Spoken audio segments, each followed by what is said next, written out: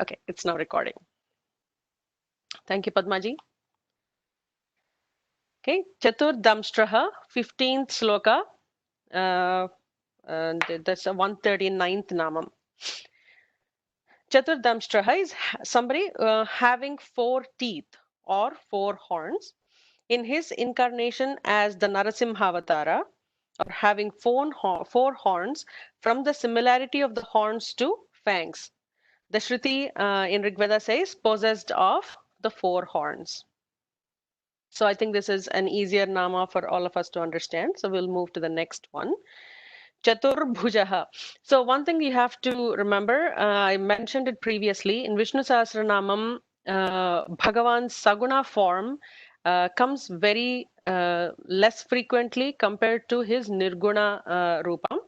So Chaturdamshtraha falls into that Saguna form of description. So look at all the previous namas. So far, we haven't had many of the Saguna forms. And I'm assuming that everybody understands what is Saguna and Nirguna. Okay. So we'll move to the next nama. Sorry, was there a question? Okay. Chaturbhujaha, the 140th namam, the 4-armed. I think this is the most easiest for us to understand because we relate to Bhagavan with 4 arms, holding all the different weapons. So it's, and Shankaracharya doesn't give any other deeper meaning to this. I've heard that each of those instruments and the way they are held in the hands, and you would notice a pattern in any form of Bhagavan, whether it is the feminine form or the masculine forms. There is a certain pattern in how the instruments, like the weapons, are held. And I've heard from an architect who has studied Agama Shastras. He mentioned that when we do mantra chanting, there are points in which, like, from points where those mantras get attracted to into the vigraha.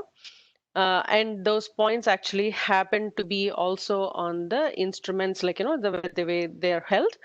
So it's around that. So I have not studied Agama Shastra or anything like that. This is just something that I have heard from him. And I intend to sit with him at some point, if God blesses me, to understand what he has studied, at least a fraction of it. I'm sorry, Ruji, I didn't understand. Is it that you're saying that the weapons also absorb the mantras? Is that what we just said? Correct. Yeah.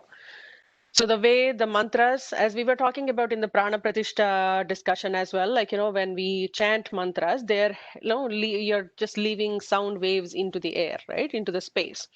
So these get absorbed by the vigrahas, and the vigrahas have certain patterns, and there are certain points from which they attract the mantras and the powers of the mantras and hold them in the vigraha.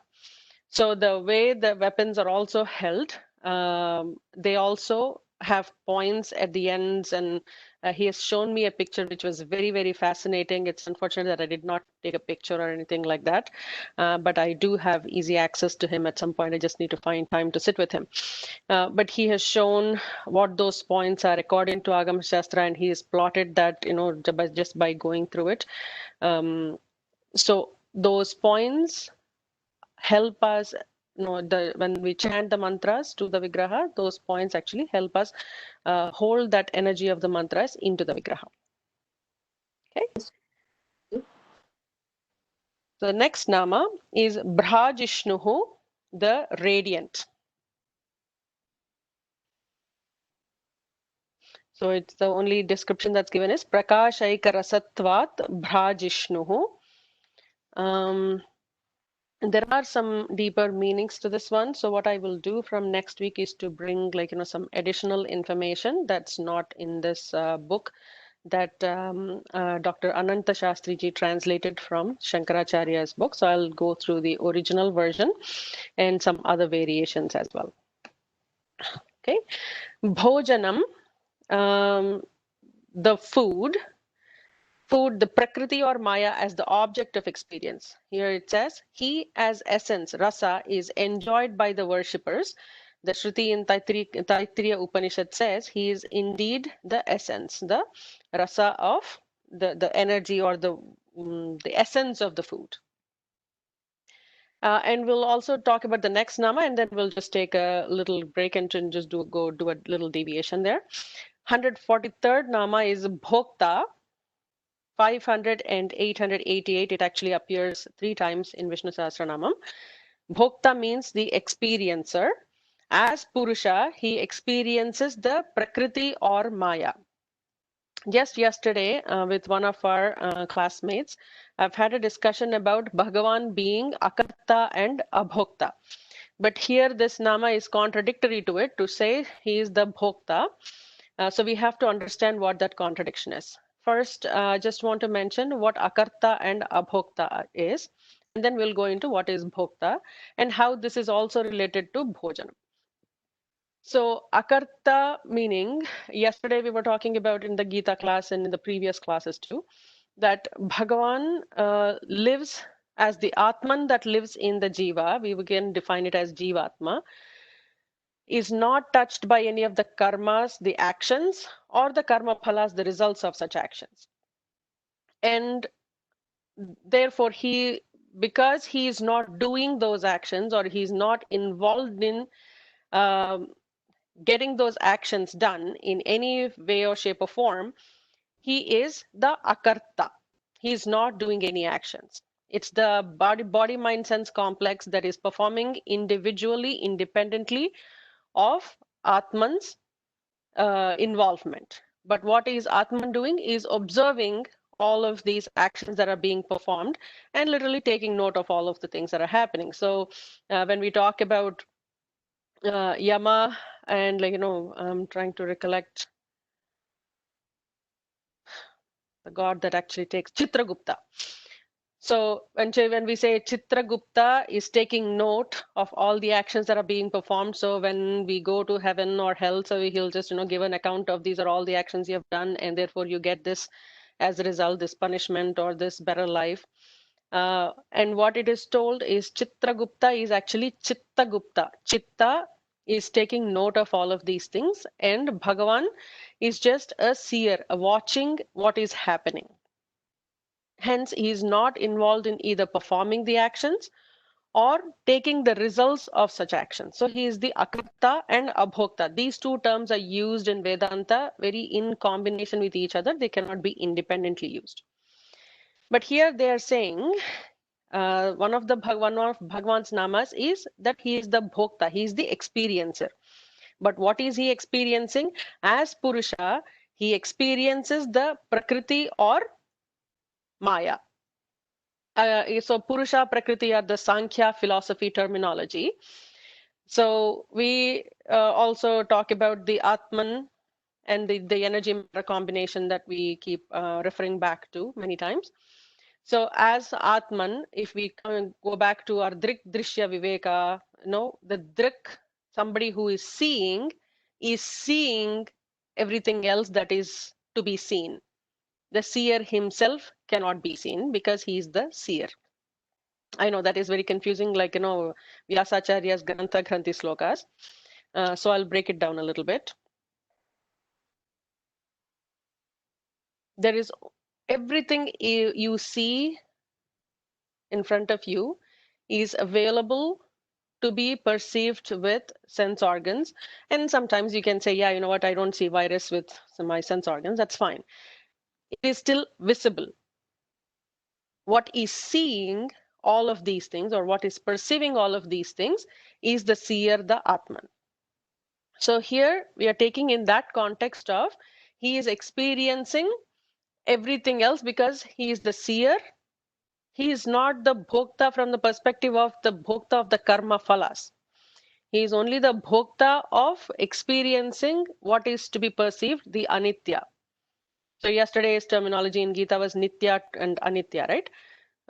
So nitya is observing and perceiving the anitya that is surrounding every one of us. Is that clear? Can we move to the next one? Yeah, but the abhokta, are you talking about is Bhagavan or consciousness or soul? So when we say Bhagavan, we are talking about consciousness. So there is indifference, we use alternatively, very interchangeably, we use the terms Bhagavan, Ishvara, or we can say Lord Vishnu. Any nama that we are giving, we have to obviously just that Saguna Rupam versus Nirguna Rupam that we have to separate. The Atman, the Paramatman that is living in a body, and because he is living in a body or enshrining or enlivening a body, we are calling him Jivatman. That Jivatman is Akarta, Abhokta of the Karma Phalas or the Karmas, but he is the Bhokta of everything that is to be seen, everything that is to be perceived. Make sense? Yes. Okay. So, I don't know, this maybe not a great question, but so if we are like, the conscious, which is not touched by anything we do, right? Either good or bad. So, but the conscious has to take so many janmas. Is it because of the baggage we have with the chitta and the other things that comes with it? So note that the consciousness is not what is taking the janmas. Because of the chitta that is living in the Karana Shariram we were talking about, right? Mm-hmm.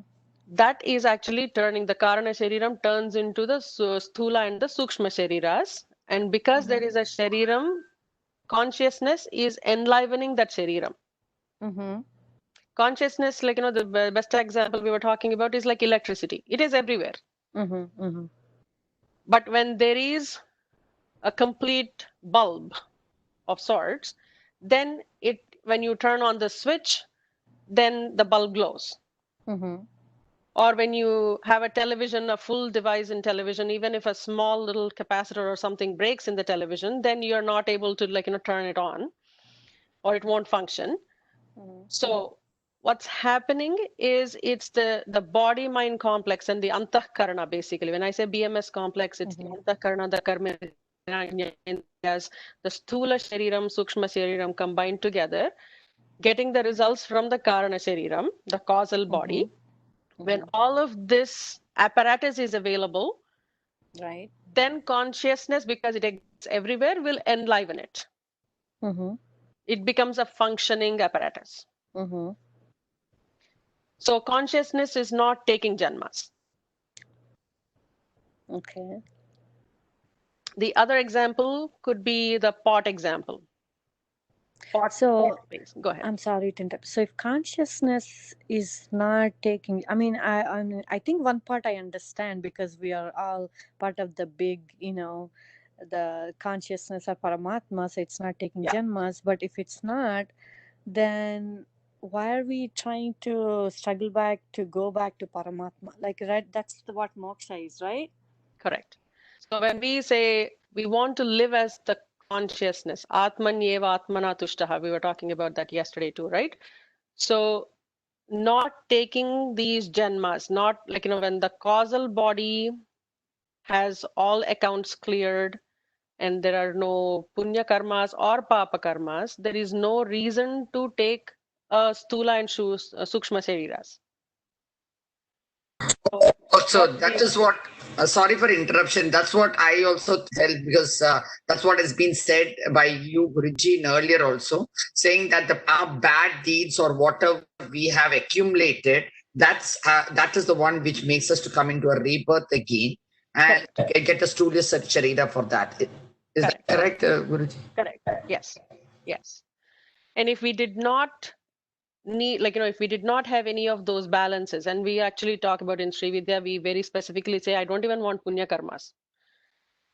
Because if once you're on the path to moksha, what you don't want is either positive or negative, right? If I have positive, and what Shankaracharya actually puts it in a very beautiful analogy.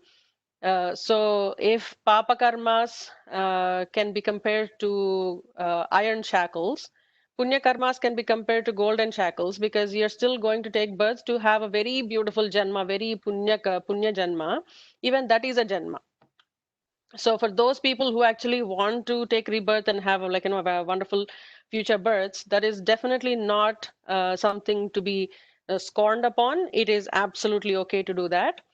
But some people who are on the path to moksha, they attempt not to have both punya karmas and papa karmas, and both are left at the feet of the god for them to be distributed where it is necessary according to the individual fruits of actions, as the what we call as the samishti karma, right? Like vyashti karma. So if I'm, for example, doing a punya karyam, I do a homa or something, then I offer it at the feet of the Lord because I don't want results of those. I personally don't need the results of those in my vyashti, my personal life. Then I just offer it at the feet of Lord, so he can use it as the samishti karmas. But that's why, we do all of this loka sangrahanartham or loka kalyanartham. There are so many yajnas and yagas that get conducted, and all the temples perform these actions. So even individuals can perform those. So at that, and Shankaracharya provides like lots of practical steps on how to get rid of your karmas, and he gives the example of burnt seeds. So even like because they are so burnt, they will not regerminate. Anyways, just coming back to this, if there are no punya karmas or papa karmas for somebody to take results of those, because every action should have a return reaction, a gift back. And if somebody does not have those list of either positive or negative in their ledger, and that actually means that that person doesn't, in that causal sharira is so clear, and that's what we translate it to the spatikam or the transparency of the jivan muktas, and they don't have to take rebirth. So the causal sharira will not function to come back to a sthula or sukshma sharira. So the person is permanently merged into the consciousness only. Papa punyas is for the causal sarira, right? Not for the consciousness. Correct, exactly. Okay, that's what I was trying to clarify. Okay, thank you. Guruji, I have a doubt in this which has come into it. Now you have made it very clear that according to our ledgers of a Papa Karma and Punya Karma. Now, for example, I want to know the great Maharishis who are born and all that. So you are saying is that we are getting born back again into Astulya Sharira because we have to balance the ledgers between the good and the bad. Now, for example, like Agastya Maharishi or great Maharishis, Shankaracharya, for example, I'm saying, who is born into this world. So why do they want, when they've already got everything filled up, it's only one side and no credit and debit back, this one. So why will they come back again here and to a Manisha Rupa and then do this? I just wanted to be clear in that. You know what I'm trying to say? Absolutely. So if they're completely they've cleared all their accounts, they don't come back. Unless Krishna Avatara, where Krishna says, I manifest myself for loka sangra, loka hitartham, right? So that is called an avatara when the consciousness is taking birth for benefit of the world, not for enduring. And I've actually shared a post previously on the difference between a regular janma and an avatara. So if we go back, refer to it, the avatara is not coming back to get the fruits of the actions that were done in their previous janma because they have cleared all their accounts. They are done. But they can, due to the sankalpa, the manifesting powers, they can manifest and perform certain duties that are required, like Bhagavan Sri Krishna did, and then disappear. You're saying that, so you're saying all these Maharishis, which we are learning about all these things, so I understood, what I understood from you is that if you don't have any balance, then you will never take a rebirth again. Correct. And but if you have anything like other than avatar, if you have anything like that balance over there for a little while, then you come back here. Correct. So you are no matter how little that is, they will still have to come back to fulfill their duties and go. So let's just take the example of Sri Shankaracharya. He had, let's assume, some connection, some bond with his parents, probably a 2-year worth bond with his father. So his father passed away very quickly, and some 7 to 8 years before he started going to the ashram, he had to do those activities with them because he owes them something. So unless we owe something to somebody, unless we have some unfinished business, then there is no need to come back. Just assume, like, if you're going to a bank because you have some credit balance or some debit balance, or you need to pay something, you go to that bank. Once you close the account, do you go there, or do you even recognize that it exists? It's very similar to that. Okay, so it's very clear that whoever it is, if you don't have any balances, we don't come. Correct. Okay, and then if you have anything, then you come down other than Sri Krishna, because as you said, he is the manifest and he's taken the avatar. Correct. So, Okay, so thank you. that's one of the questions that came up in our Amarillo group Gita class, that does Bhagavan, when he takes avatara, that the karma or the things he did during that, does it get to him too? Like, in the sense, they say Rama killed, I forgot, not Valmiki, Rama. the one of them, Vali. Vali. Vali, yes, from behind. So they say, I don't know if it's true or not, but what I heard is in Krishna, when and it comes to the end, one of the someone's also used the arrow to, by accident, not on purpose, think when Krishna is in the tree that it's a bird and hit him, and that's how he moved on. So is that true that God, even in the avatara, takes the karma phala? No, it doesn't. Okay. So So yeah, what I heard I'll is on probably this. correct. So I'll post the difference, like the post that I posted previously. I'll just find it in our group and just repost it. Or if anybody can do that, do a chat search for Avatara and repost it in the group, so all the doubts get cleared. Avataras are manifestations of consciousness where it is required for a certain purpose, and all the actions that are performed as the movie screen analogy we were talking about, very untouched with what's going on. And because they are not touched by any of these activities that happen, they just know scenes that are just running and passing by, they don't get affected by it. They just stay stainless as the screen. Okay. Okay. Viji, regarding what that question was asked, like about Krishna getting how he's going back to heaven. I mean, what was my understanding is at the end he wanted to go back, and it so happened that this person was. I mean, can you make it more clear? Like, maybe my understanding is not right. If you know How about it, he if you can. how he ended his avatara? No, I know at the end he has to end his avatara, and and he was sitting on the tree. What was mentioned by the earlier, like uh, she had explained that he was sitting in the tree, and this person will, use a bow and arrow, and by mistake it gets and hits on his leg, below his leg, and that is how that avatara ends. That's my understanding, and I also have heard about the same thing, like Rama had done this, and that is what happened in this birth. But I just thought he has to go back, and that happened. But from what she mentioned, that it was that karma phala. So only that part. Can you explain if it doesn't take too much of time?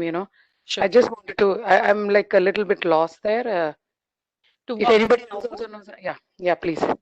it's not based on karma phala. It's based on Gandhari's shapa. So she curses Krishna that all of the Yadukulam will be destroyed, and that he will also be shot secretively, because there were some some secret operations that happened during Kurukshetra war, and how Duryodhana was killed. And I don't know if anybody remembers from our childhood Mahabharata serial. I haven't seen any other version since then. But Gandhari, opens her what do we call that? The veil. The blindfold, Guruji. Yeah, the blindfold, to give powers or to strengthen Duryodhana's body. So she asks him to go take a bath and just come out nude, so I can just transfer all my powers to your body. But Krishna knows that if she does that, then he doesn't. It is difficult to kill him. And he intervenes and says, she's your mother, you're a grown-up man, just, cover yourself before you go. And he covers himself with some, like, a banana leaf or something like that, only in the waist part. And then when Gandhari opens her eyes, she transfers the powers, but then she regrets that, he did not follow her instructions. And when Bhima was fighting with Duryodhana, he actually tells Bhima to hit him in the waist region. So, that is the weaker spot in Duryodhana's body at that time. So there are some secret operations like these that happen that Gandhari comes to know, and she says, your Vamsha will also get destroyed, and you will also be killed by somebody, like, inadvertently of the sorts. And there is this hunter, while Krishna is just, lying down in woods with his leg, I think, foot shaking. And he's just, pondering on what's coming to Yadukula, and, the whole thing is going to be destroyed. And soon after, Uddhava Gita is the last thing that Lord Krishna teaches. And sends Uddhava, saying, like, okay, there is going to be what do you call, a storm and flooding that's going to happen, and the whole city is going to be submerged. So go somewhere north and spread the message of how to live better life and how to handle Kali Yuga, because that's about to come. And at that time, the hunter thinks it's a rabbit and hits Krishna. That's what I know. If anybody knows, please, like, has better knowledge, please share. Thank you, Sridevi. Now it's clear.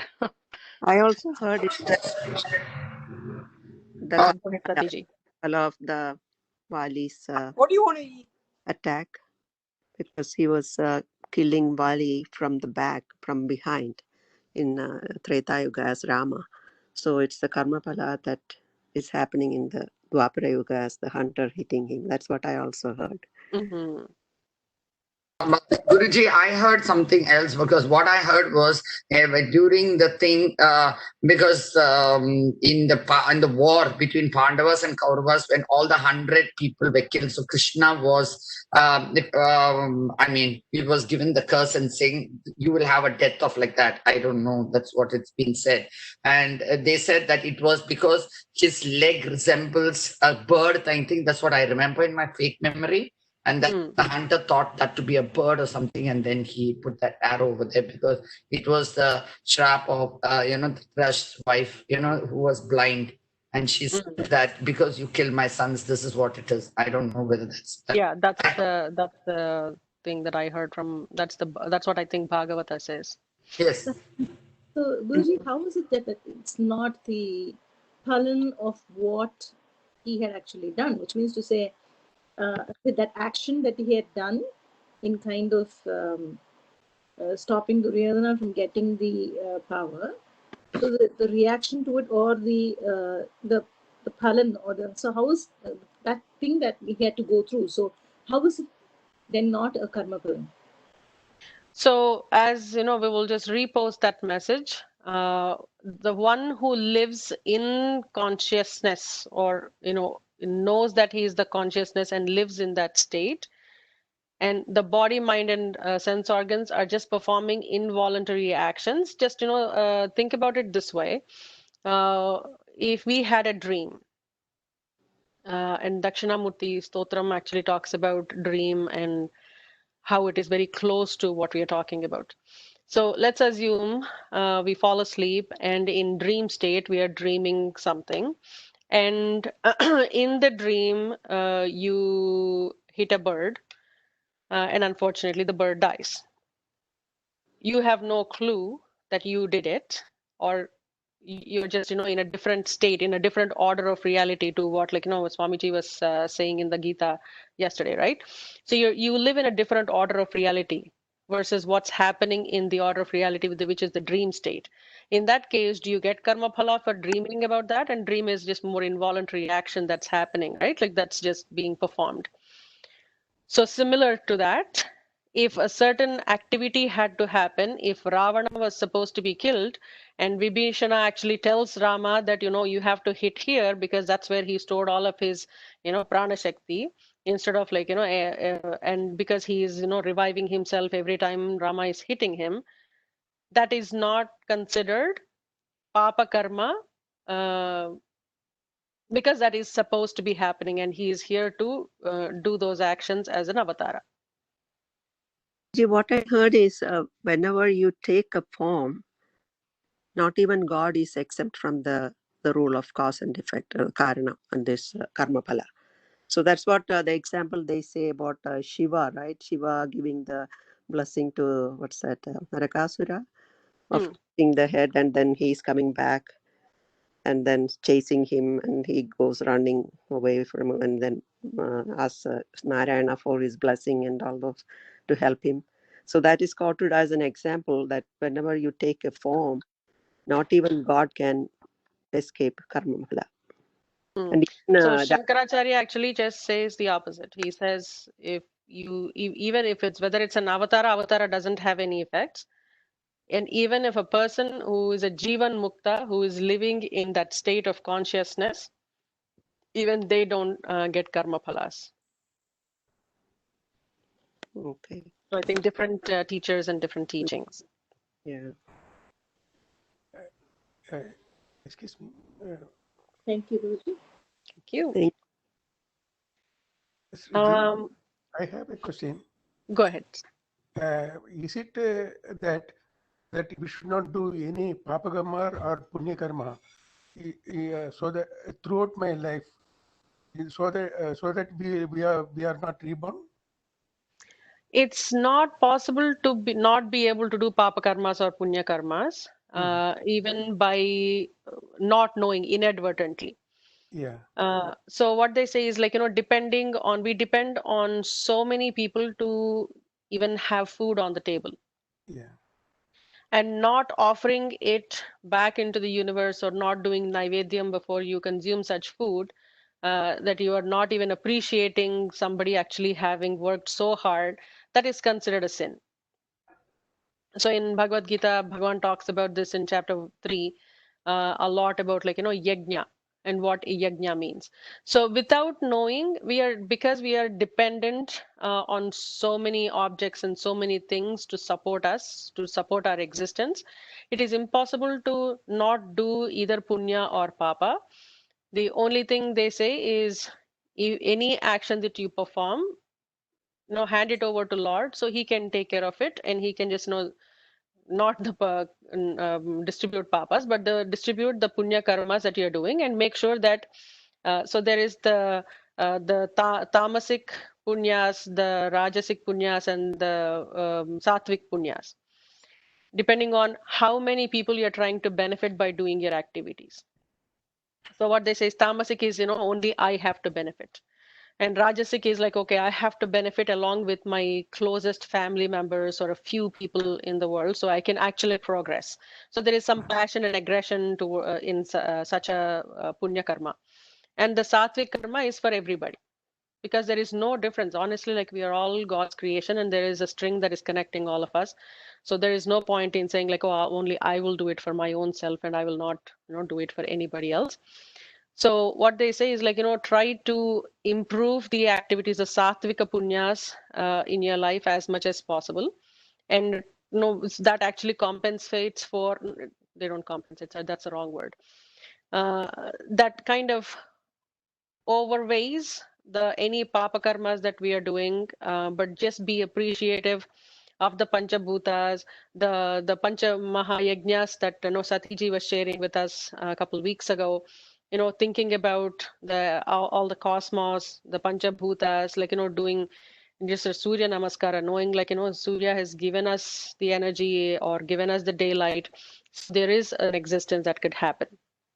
So being appreciative of everything that's happening, and improving the number of sattvic karmas that we can do in our lifetime, and offering them all back into at Lord's feet. That's the practical methodology, steps that Shankaracharya gives us. Yesterday you displayed Mamaji's printed material. Is it? Can you post this on the website so that we can download that? Yes, I did post it actually in the forum. I shared exactly, his drive link, but what I will do is also just upload it to our drive, just so Okay. it is available for everybody. Yeah, I did post the link in the forum as soon as he sent it. Okay. But I haven't, Thank you. I did not feel comfortable just, uploading it to our drive. But because it actually says his name on it, so the credits are there, so I'll do that. Okay. Thank you.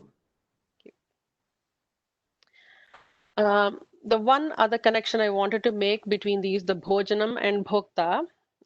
So at some point I did share the mantras that we should chant before consuming food. In that there is one sloka that I personally love a lot. It says Harir Data, Harir Bhokta, Harir Annam Prajapatihi, Harir Viprasharirastu. Sorry, I'm not chanting it, I just misses it. Hari. Sorry, what is that, Padmaji? Bhogyate Harihi. Harir Data, Harir Bhokta, Harirannam Prajapatihi, Harir Viprasharirastu Bhunkte Bhojayate Harihi. Harihi. Yeah. So the offerer, the one that gives food, the one that is consuming food, everything like the experiences we always call as the Triputi, right? So all of those is none but Hari. So even I'm eating, I'm eating to satisfy the Hari that is living in me, not to satisfy my physical body and my tongue, especially, like, which is what currently what we all do since food became an industry in the last 100 years. Food is used to please the tongue and not to what our food and our methodology, what was given in the Vedas and how Ayurveda works. It's all about, like, how to maintain that, sattvic aspect and maintain the balance in the gunas and maintain the balance in the vata, pitta, kapha. We ignore all of that and, eat various kinds of food. But what essentially it is like anything that is being all the food, the consumer, and the experience of the food, the energy of the food. He is the essence of the rasa. He's all of it. So I, as the body, mind, sense complex, have less to do with this. Like, this is all Hari himself. Just wanted to bring that back. So when you're consuming food today, try to look up that shloka, or at least, just be appreciative that the food that's on your table was provided by Bhagavan, and through medium that would have touched, like, at least 100 people. At some, there was an exercise that I did in one of the meditation classes I attended, where they asked us to write down how many people would have worked towards getting a morning coffee at your table. And I think I could have listed something like 40 to 50 people, including people who transported the coffee. I don't drink coffee, but I still did the exercise. They transported the coffee from the farms to the coffee factory, and from there to somewhere else, the people that worked in the coffee factories, and all of those things. So it's unbelievable the kind of matrix that happens for our survival. Just having a little bit more appreciation for all of these things and how the world, the cosmic cycle works, just elevates us quite a bit and humbles us, actually. Every day before I eat, I pray and thank to all those thousands of hands bringing the food to our table. Yeah. Yeah, and can you please Guruji, post it in the group 3 that Yeah, we'll refine that post, and I'll repost it. Thank you. yeah, sorry to interrupt earlier. We also hear this sloka again from Gita, same context. Yes. Brahmarpanam Brahmahavir Brahmagnav Brahmahaniti, yes. Brahmanavatam Brahmaiva Tena Gantavyam Brahma Karma Samadhina. So I think it resonates exactly what you said, Guruji. Exactly. And in the slokas that I shared, Bhaskarji, that sloka is also a sloka that, we chant before consuming food. Great. Thank you, Guruji. Yeah. Okay, so we'll move to the next nama, Sahishnuhu, the subduer of Daityas such as the Hiranyaksha. He endures all disregards shown by the devotees, of course, unconsciously. I don't know what that actually means. I don't know why Shankaracharya very specifically would have said, of course, unconsciously, but we'll take the other part and I will do some homework on this. And it is not in the original Sanskrit text, that is just above it. Yeah, that caught my attention. So I'll just highlight it and do some research. But somebody who subdues all the daityas. So there are two aspects of Bhagavan, right? As Hara, he doesn't differentiate between daityas or asuras or suras or manavas, he doesn't have any differentiation. Anybody who goes and prays to him, he'll give okay, fine. He's a amazing father who has no differentiation. Did you do your homework? I'll give you your gift, only if you did your homework. He doesn't say that. You ask for it, you'll get it. But at the same time, the father has to be strict. And the other aspect of father as Hari is the one that says, okay, if you did not do your homework, you get your punishment. And that's so the ones that have that aspect of the rajas, and less about rajas but more on tamas, and who are troubling the universe, they get subdued by Bhagavan, and his name is Sahishnu in that aspect.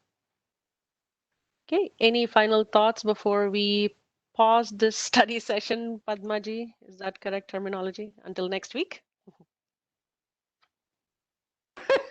Sridevi, I like your things. I'm beginning to make notes because what you said about this humility and that appreciation in different points, we do that for supply chain management effectiveness. We trace it from how a bread is made.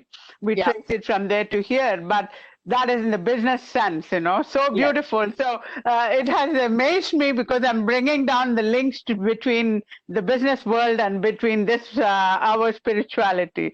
Thank you. Yeah, absolutely. And actually, even just thinking about the Panchabhutas, right? Some other things that you could do. In the morning, I just, literally step out as the sun is rising. Step out and do a Surya Namaskaras on the deck. And then I just walk down the steps to touch my feet on the ground and do the Panchabhuta Gayatri. I'm assuming everybody knows that. Just having some appreciation, because I don't especially not stepping out since COVID attacked. I haven't been to my work as well, so most of the times I'm at home. But in the mornings when I actually go and step on that dew and all the Panchabhutas just are around me, it's a great feeling to be in oneness with the cosmos. Okay, so we'll do a Shanti mantra.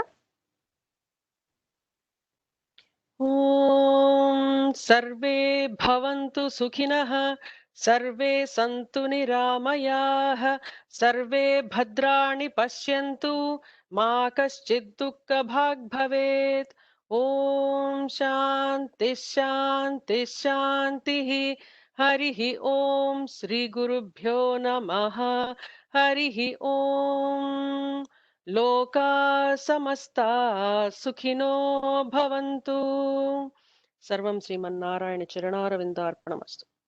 Thank you so much for your time. We'll catch up at 10 o'clock for Lalita Sahasranam. Thank you. Thank you, Guruji. Dhanyawadaha. Dhanyawadaha. Thank you, Guruji. Thank you. Thank you. Dhanyawadaha. Bye. ಧನ್ಯವಾದ ಗುರುಜಿ. Thank you.